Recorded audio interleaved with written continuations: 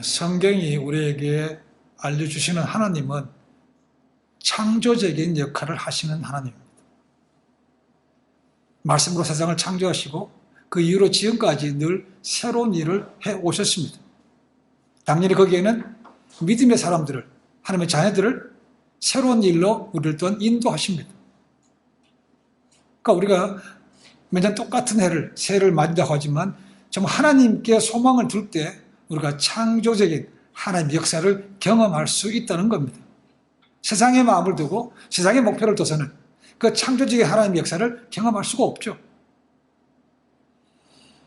우리가 지난 새해 첫 주에 봤습니다. 금요일 소망을 가지면서 하나님께서 지금도 새 일을 행하신다. 바벨론의 포로로 잡혀갔습니다. 이제는 더 이상 힘도 없기 때문에 자기 돌아갈 날이 기약이 없습니다. 포기하고 지내는데 어느 날 하나님께서 말씀하시는 거죠. 내가 너희 가운데 새 일을 행하신다. 내가 광야에 길을 내며 사막에 강을 낸다. 놀라운 일인 거죠. 꿈도 못 꿨던 것들 하나님께서 하시더라는 거죠. 목사님 기도하셨지만 제가 지난해 돌아보면 참 암담했습니다. 전혀 알지도 못했던 정말 그런 바이러스가 온 세상에 퍼졌습니다.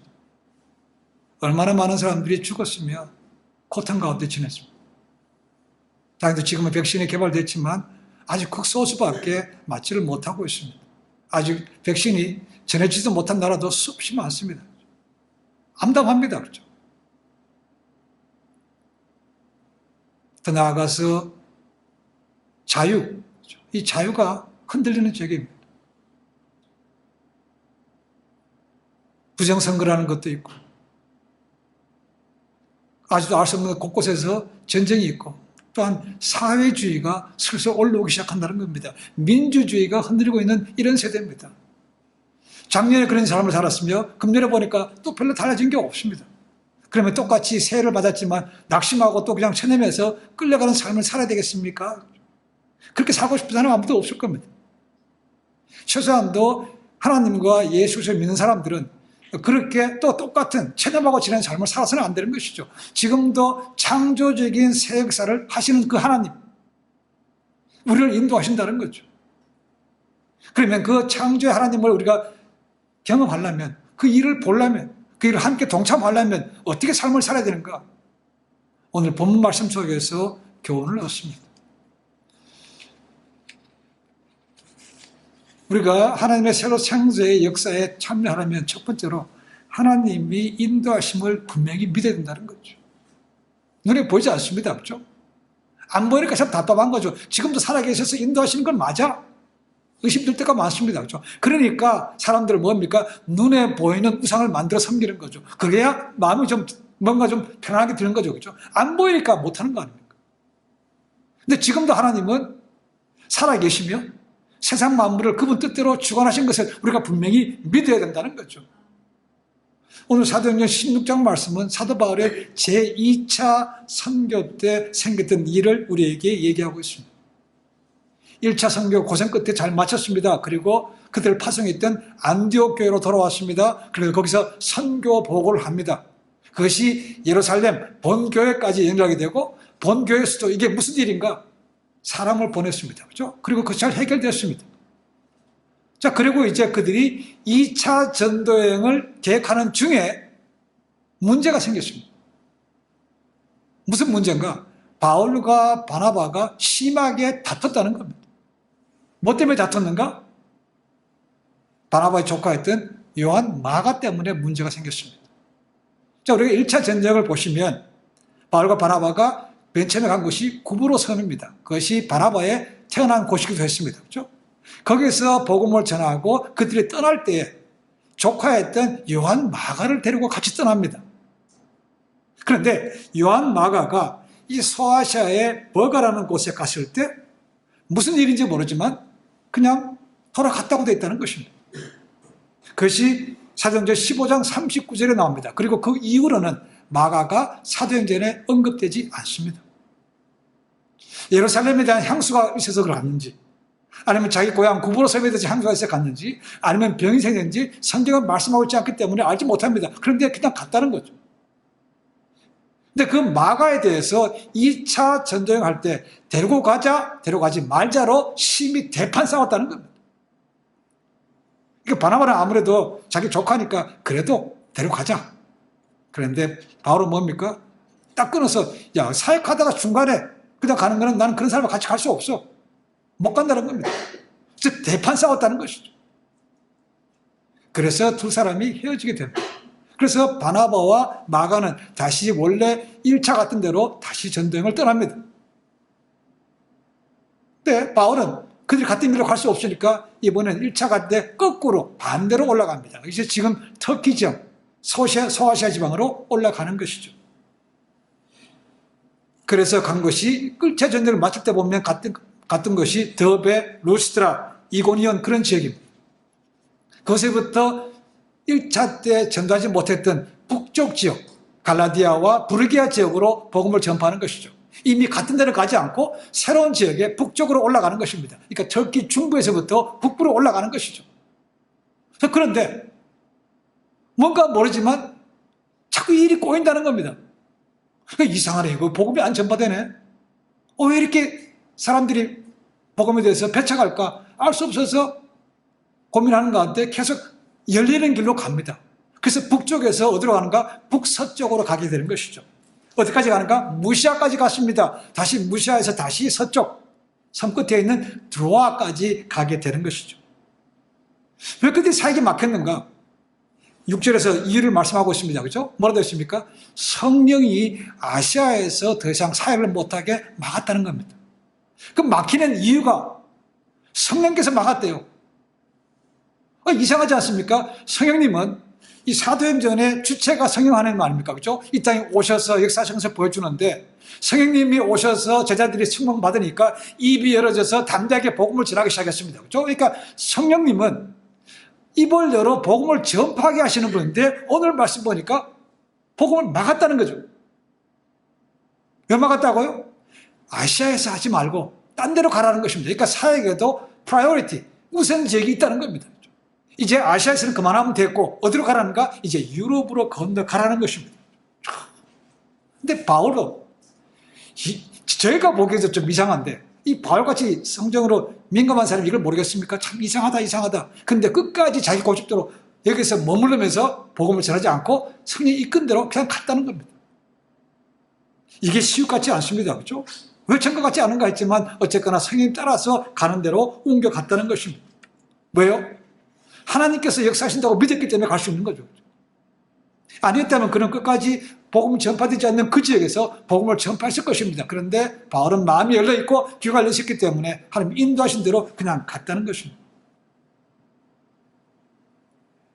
그는 구약의 학자입니다. 구약의 대가입니다. 그러니까 이스라엘 역사를 잘 압니다. 이스라엘 역사, 구름 기둥과 불 기둥으로 인도하셨던 하나님, 광야에서 물을 주시고 만나를 주시고 고기를 주셨던 하나님, 약속의 땅으로 인도하셨던 하나님, 그 하나님께서 지금도 역사하시는 것을 믿었다는 것입니다. 그러니까 그분 따라가는 것이 가장 안전하고 가장 확실하기 때문에 같이 않을 수가 없다는 겁니다. 그는 분명히 눈에 보이질 않지만 하나님께서 그들의 발걸음을 인도하신다고 믿었기 때문에 간 것이죠. 그러니까 그분이 가라면 가야 되는 것이고 막으면 돌아가야 되는 것이고 이런 것입니다. 이 성령으로 굉장히 민감해야 되는 것이죠. 이 깨어있다는 것을 우리가 알 수 있습니다. 그렇죠? 이걸 믿어야 된다는 겁니다. 그래야 우리가 하나님의 새로운 역사를 볼 수 있고 참여할 수 있는 것이죠. 첫 번째는 하나님의 함께 하심을, 인도하심을 신뢰해야 된다는 겁니다. 두 번째는 믿음으로 도전해야만 됩니다. 변화가 없으면 새로운 삶을 살지 못합니다. 그렇죠? 근데 변화가 쉽지 않습니다. 삶에 내 편한 것 조금만 바꾸는 것도 얼마나 힘든지 모릅니다. 일어나는 시간도요 5분 땡기는 거 쉽지 않습니다. 5분 10분인데도요 아무것도 아닌 것 같지만 그게 마음대로 안 됩니다. 그렇죠? 그러니까 내 편했던 것에서 어느 순간에 뭔가를 바꿔본다는 게 굉장히 힘듭니다. 그리고 새로운 것에 뭔가 도전하면 두려움이 있습니다. 여기 잘 될까 이거? 이런 두려움이 항상 있는 거죠. 그래서 변화라는 것이 쉽지 않지만 이걸 하려면 내 편안함 깨뜨려야 되고 내 선입감 빼뜨려야 되고 불안 걱정 의심도 버려야 된다 가능한 것이죠. 근데 말은 쉽지만 이 한 걸음 내딛는 것이 결코 쉽지 않습니다. 근데 바울은 하나님을 신뢰했기 때문에 막으시는, 열리는 대로 그냥 갔다는 것이죠. 그래서 드로아에까지 갔습니다. 이제 거기서 이제 하나님의 역사를 보게 되는 것이죠. 놀라운 일이 생겼습니다. 환상 가운데 뭡니까? 마게도냐 사람 하나가 이리로 건너오라는 환상을 봤다는 겁니다. 자, 우리말은 환상으로 되어 있지만 NIV 같은 데 보시면 비전이라고 되어 있습니다. 비전. 하나님께서 확실하게 보여주신 거죠. 자, 마게도냐라는 것은 지금 얘기하면 유럽입니다. 지금 바울이 있는 곳은 터키의 서쪽 끝자락에 있습니다. 그렇죠? 그러니까 아시아입니다. 아시아에서 유럽으로 건너간다는 거죠. 지금도 터키는 소속은 아시아입니다. 그렇죠? 그런데 EU, 유럽권에 속해 있습니다. 나토도 거기 들어가 있고 유럽 문화권에 경제적, 사회적, 군사적 다 거기에 속해 있습니다. 그런데 아직도 EU에는 가입하지 못한 걸로 압니다. 터키가.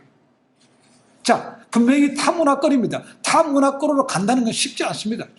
우리가 똑같은 문화권이라면 우리가 쉽게 갈 수 있습니다. 만약에 저희가 캐나다나 아니면 멕시코 쪽으로 간다 그러면 우리 잘 들어서 알기도 하고 뭘 봐서 잘 알아서 뭐 또 그렇지만 갈 수 있습니다. 그렇죠? 그런데 이 당시에 아시아에서 유럽을 걷는 것은 바울은 한 번도 꿈꾸지 못한다는 것이죠. 왜 막히나 가서 보니까 환상을 통해서 유럽으로 건너오는 것을 보았다는 겁니다. 그렇죠?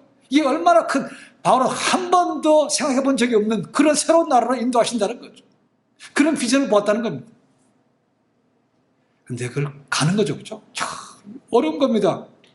우리가 생판 모르는 나라, 지금은 저희가 뭐 인터넷 통해서 TV를 통해서 많은 걸 문화를 접하니까 가만히 앉아있어도 그 나라에 대해서 알 수 있습니다. 그렇죠? 그러나 이 나라는 이때는 그렇지 않습니다. 가보지 않으면 들을 수가 없는 거죠. 언어는 어떻습니까? 그래도 언어적으로는 괜찮습니다. 왜냐하면 바울은 헬라말을 잘 압니다. 그렇죠? 아버지는 헬라 사람이고 부모님은 어쨌거나 시민권을 갖고 있었기 때문에 헬라말을 잘합니다. 지금 우리가 갖고 있는 신약은 뭐로 써 있습니까? 언어가? 헬라말로 써 있거든요. 헬라말은 문제가 없습니다. 라틴말, 로마가 지배했기 때문에 라틴말 알기 때문에 그렇게 큰 문제가 없습니다. 그러나 그 나머지 타 문화 충격받은 일도 꽤 많을 거라고 생각합니다. 근데 가기 쉽겠습니까? 그런데 믿고 갔다는 거죠.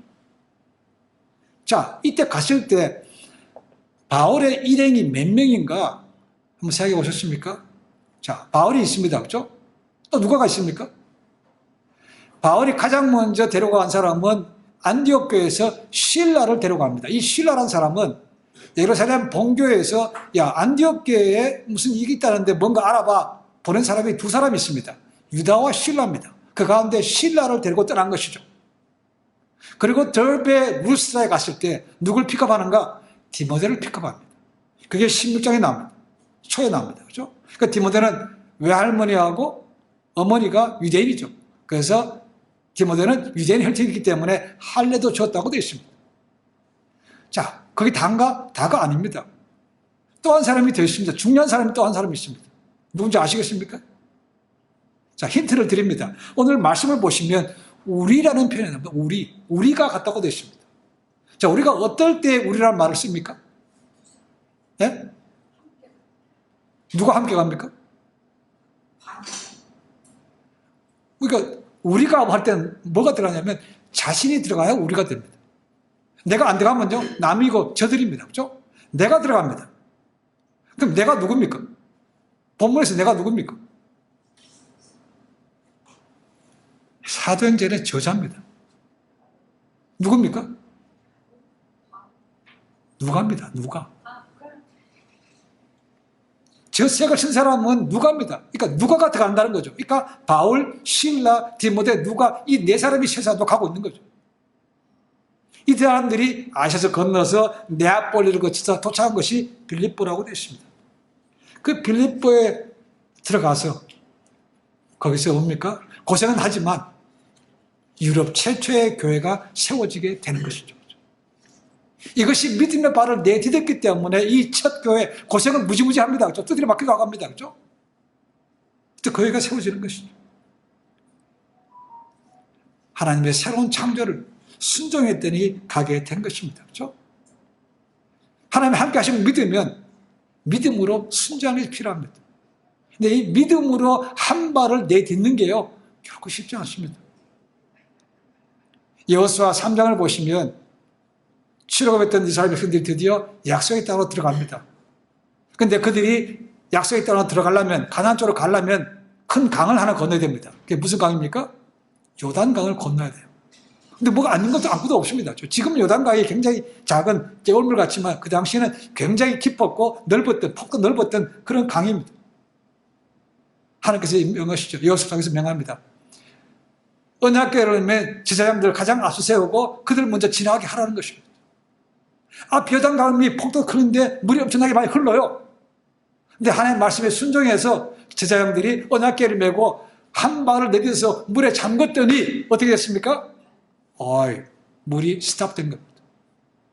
요단강 물이 옆으로 퍼져 흐르고 밑으로 흘러들지 않았다는 겁니다. 그래서 이들이 요단강을 건넜습니다. 건넌 다음에 그 기념하기 위해서 그 돌에서 가져온 12돌을 가지고 기념비를 세운 것이죠.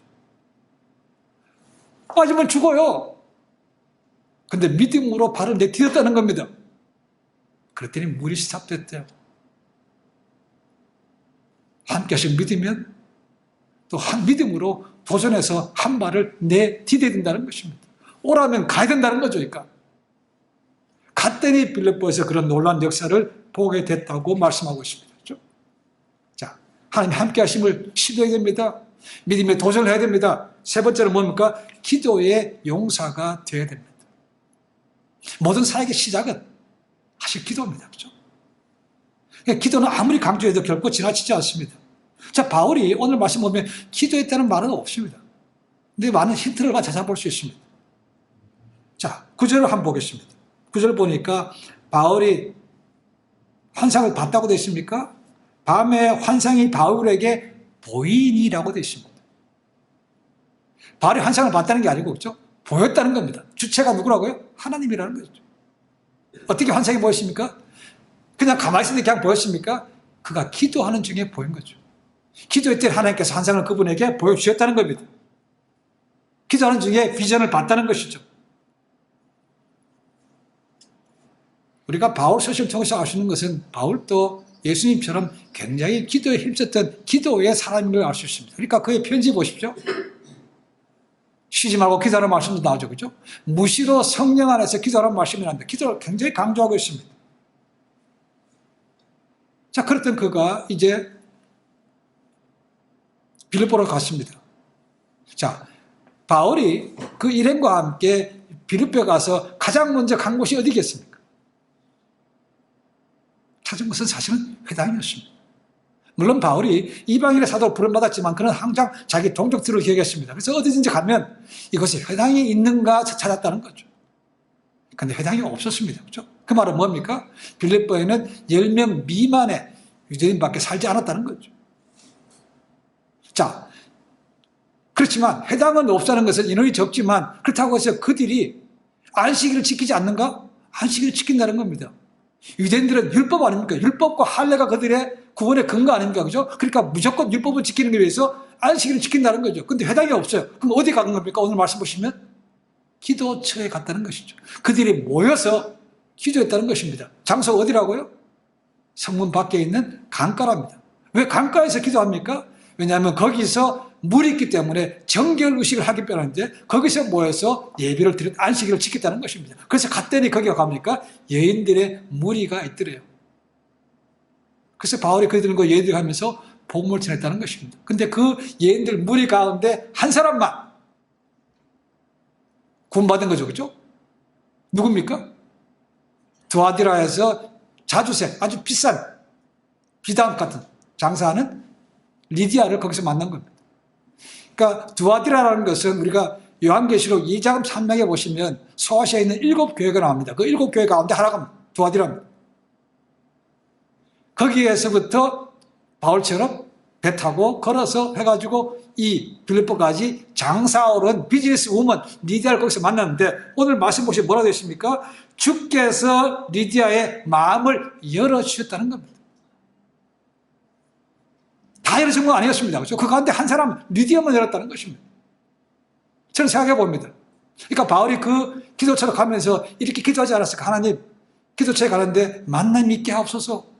그리고 복음을 전할 텐데 누구든지 마음 열어서 이 복음을 받아들인 사람이 있게 하옵소서라고 기도했기 때문에 응답하셔서 하나님께서 그 여인의 마음을 열어주신 것이 아닌가라는 것이죠. 그래서 모든 것 시작은 기도로 시작하는 것이죠.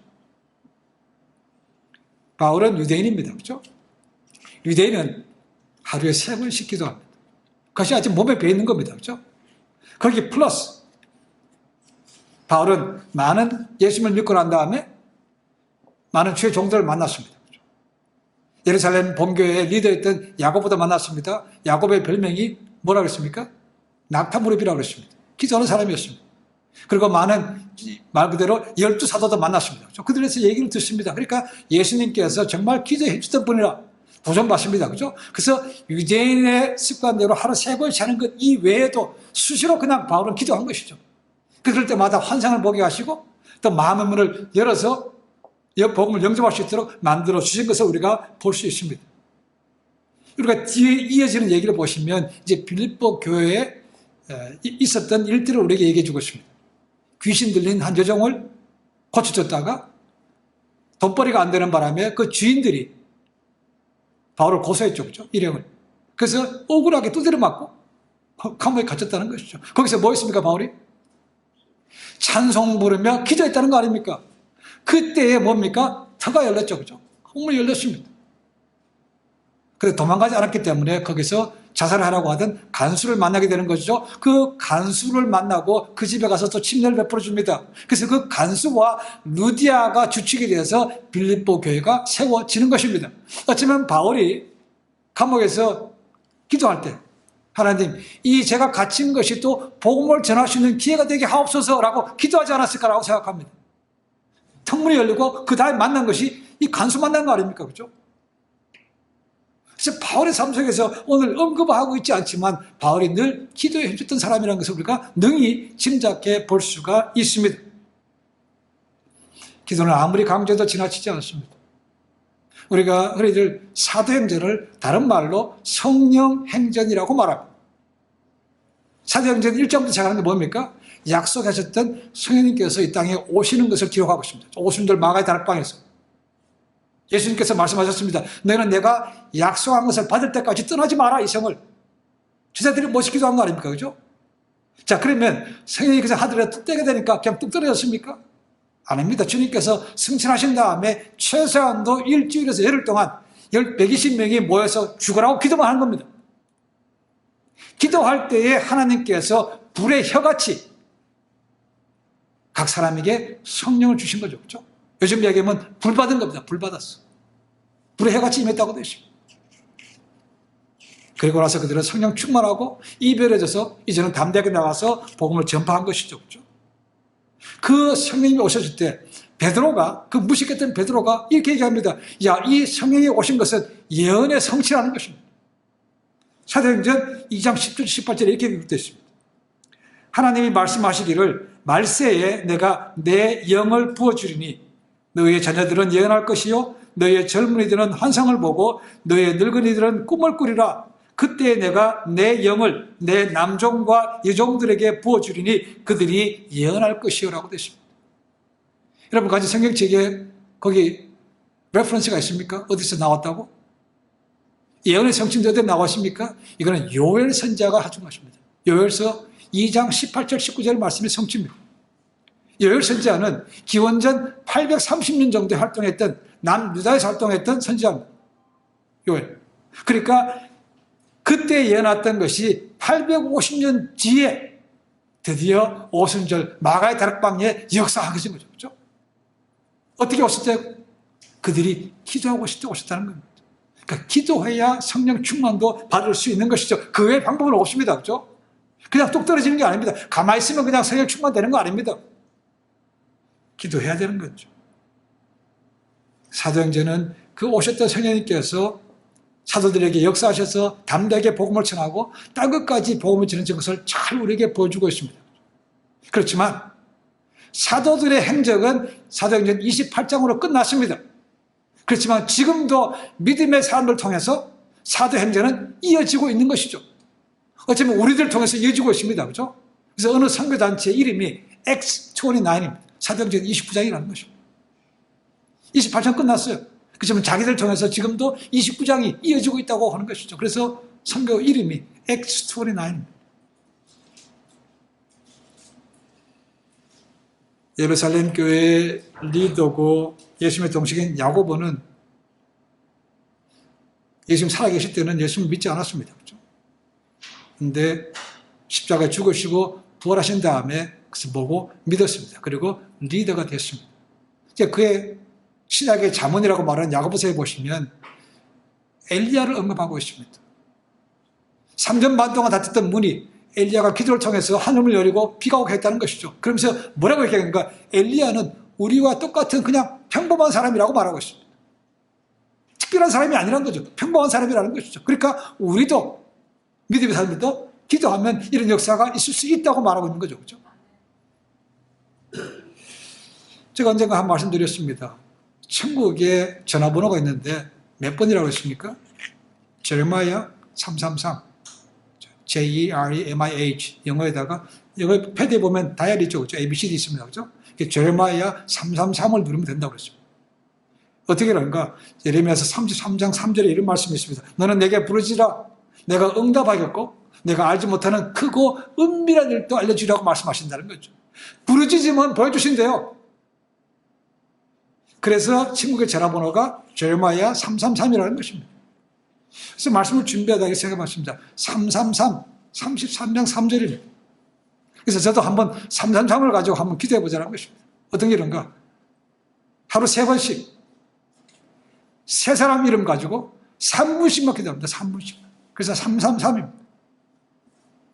세 사람 다르게 할 수도 있고 똑같은 사람을 세 번 할 수도 있고 괜찮습니다. 그렇죠? 어쨌거나 하루 세 사람씩 하루 3번씩 3분만. 여러분 3분도 사실 보면 쉽지 않습니다. 많은 경우에 열심히 기도했다고 눈 떠보면 한 2분밖에 안 지났어. 2분도 안 지났어요. 시작해보자는 거죠. 3분 한번 해보자는 것입니다. 그렇죠? 기도할 때 하나님께서 인도하시는 길이 보이고 기도할 때 하나님께서 우리의 발걸음을 내딜 수 있도록 믿음도 주시는 거 아닙니까? 그렇죠? 그럴 때 우리의 눈이 열려서 새 창조의 일을 보고 동참할 수 있는 것이죠. 기도할 때 눈이 열어집니다. 에스겔 선지자가 봤던 환상도 그런 거 아닙니까? 마른 뼈가 살아나는 환상. 지금 어쩌면 우리가 그런 때에 살고 있습니다. 삭막한 시대에 살고 있습니다. 한 번도 생각하지 못했던 그런 어려움들, 특히 영적으로 도전받는 그런 시대에 살고 있습니다. 예배도 드리지 못하게 하죠. 기독교가 도전받고 있습니다. 근간의 뿌리가 흔들리고 있습니다. 이럴 때야말로 우리가 다시 기도할 때가 아닙니까? 기도해야 됩니다. 나라와 민족을 위한다는 거창한 기도 제목이 아니더라도 우리 자신들의 믿음을 위해서, 내 가까운 부모 형제들을 위해서, 내 이웃을 위해서 기도할 수 있지 않겠습니까?